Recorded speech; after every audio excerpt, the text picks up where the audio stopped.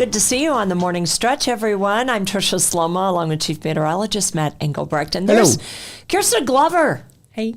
Hey. Hey.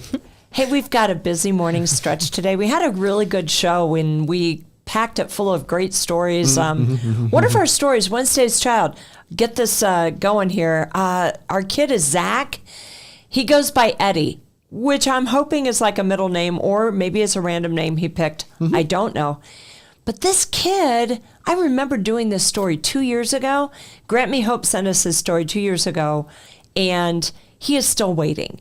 So now he's 16 years old. He needs to find a family. You know how kids end up in foster care, there are a variety of reasons.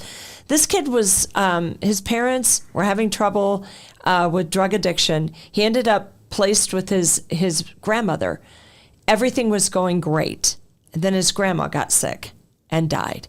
And you think about how many people go through a similar scenario. Grandparents are raising grandchildren across the country.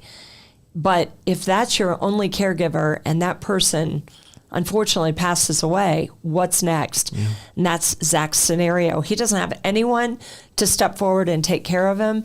And he just wants to find a family. So again, he's still waiting, 16 years old. We've got his story on our website. And you can also watch Channel 16 tonight. We've got it coming up. So Wednesday's Child going strong, and hopefully we can help Zach out. Yeah. Yeah, and I noticed that just in the video, a lot of people think that maybe we get these videos from other parts of the country. But Tricia, you take the time to get to know some of these kids, like you said 2 years ago. Even in the footage there, that was at Potawatomi Zoo. That was yeah, right and I think that one was right at a zoo right across the state line because that would have been a Michigan child. But yeah, we have these kids that.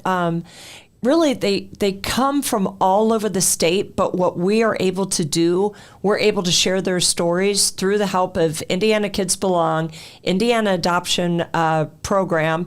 In Michigan, it's Michigan Adoption Resource Exchange and Grant Me Hope. Yeah. And then sometimes I'm able to tell the story as well, where they're able to get foster kids. One of the more exciting stories is just this past week, I was able to go to a residential facility and meet up with 5 kids, 5 different kids that are in need of adoption. So we'll be sharing those stories in the weeks to come. So stay tuned for more of Wednesday's Child. Yeah. All right, we've got something really cool we need to talk about, and I know this is near and dear to both of your hearts. I think. Okay. Lollapalooza. All right, so this is something I can honestly say I've never been. I've been close to it because I've been in Chicago just picking a random weekend to go to the city, and oops, I picked that weekend. Yeah, bad move. Oh, that's busy. That's a busy time. Yeah, and it starts early. It's not early in the week. This isn't like a one-day festival. This is Thursday, Friday, Saturday, and a Sunday all the way through the weekend. Kyrstyn, have you gone? I have, yeah. I went one time in 2019. It's a blast. Had the time of my life. I had a 4-day, so I think I went all 4 days. Oh my gosh. I think the headliners for that one were Ariana Grande, Childish Gambino, nice. The Strokes.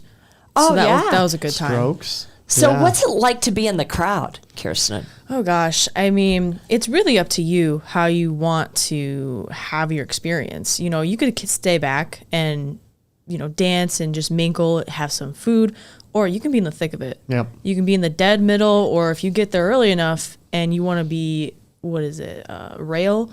If you want to get to rail, you got to stand in the heat from 8 a.m. till they headline at 8:30. Yeah.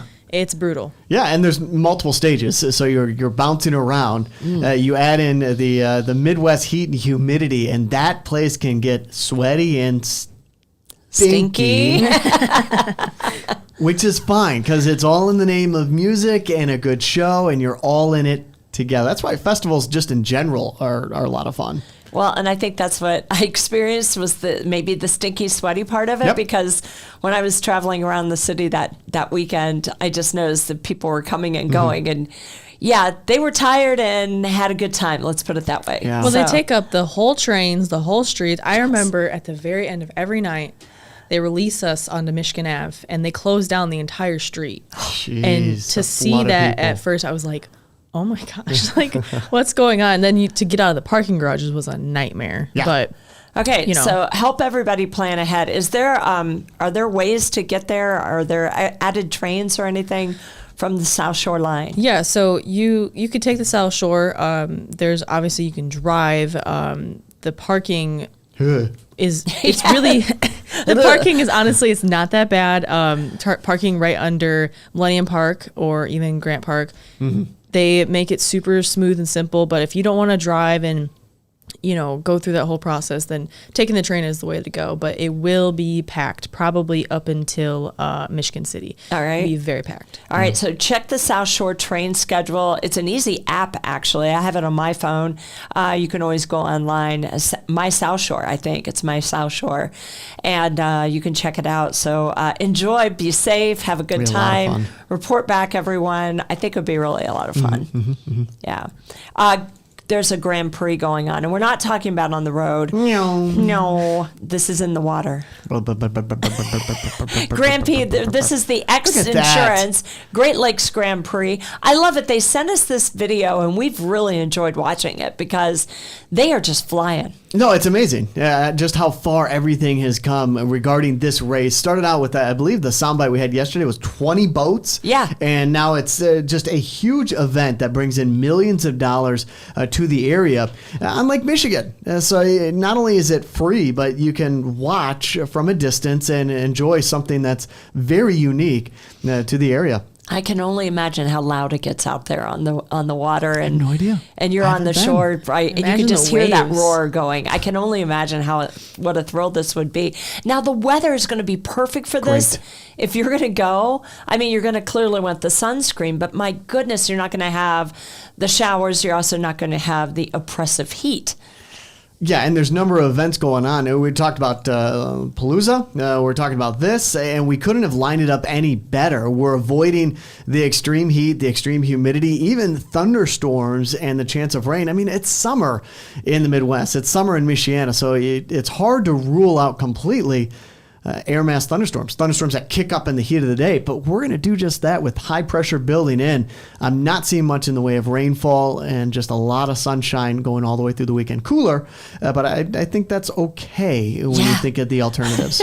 Absolutely. I think we're all ready for it. We've paid our dues. Yeah. We've got Chalk the Block this weekend in St. Joe, Michigan. And we've also got the Grand Prix in Elkhart where they are doing street racing. So many activities. Cass County Fair continues there in Michigan. So it's great. If you're bored, it's your own fault. Be safe. Have a good time, everyone. And thanks for joining us on the Morning Stretch. Thanks, guys. See ya.